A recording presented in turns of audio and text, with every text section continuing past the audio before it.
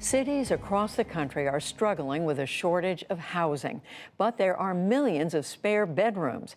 As Stephanie Lydon from PBS station WGBH explains, Boston has become a launching pad for a new technology that connects people looking for affordable rent with homeowners who have space to spare.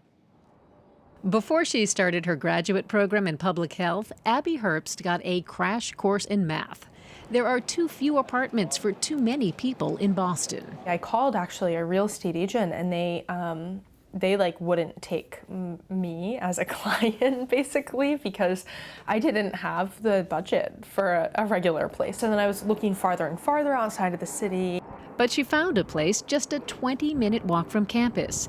In this townhouse, complete with a furnished bedroom, fully equipped kitchen, and the homeowner, Brenda Atchison. You want to do a salad? Yes, I do. We fell in together very well and very smoothly. They met online through a home-sharing website called Nesterly, designed to connect two generations with compatible needs.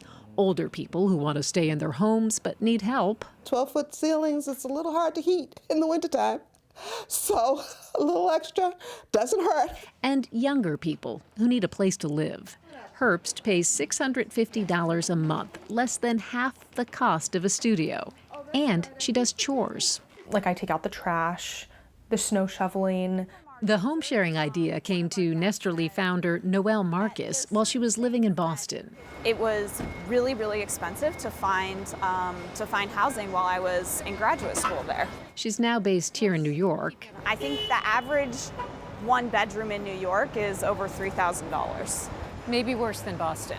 Worse than Boston. She says cities across the country face an affordability crisis fueled by the same trends, a limited housing supply and an aging population of homeowners. We have had over 6,000 people reach out to us from 280 different cities around the world and tell us that they want us to expand to their city. Which is her goal. For now, Nesterly is available in the Boston area only. People have always rented extra rooms in their homes. Right, so why do they need Nesterly? Yeah, so according to AARP, 40% of over 45-year-olds say they're interested in renting out a room in their home, but today only 2% are doing it. And we think that's because the right product and the right service did not exist. Nesterly offers background checks, a payment system, and ongoing support. A one-time housing aid to New York's mayor, Marcus sees the platform as a way to ease the housing shortage and a problem that plagues old and young alike, loneliness. People don't talk about it a lot, and I didn't actually anticipate it before I came to college, but I had never eaten meals alone in high school before. If I feel like a little bit lonely or like I want to talk to somebody, I just come downstairs and sit in the kitchen. Where she and Atchison both find a perspective they couldn't get from a peer. And you just never know.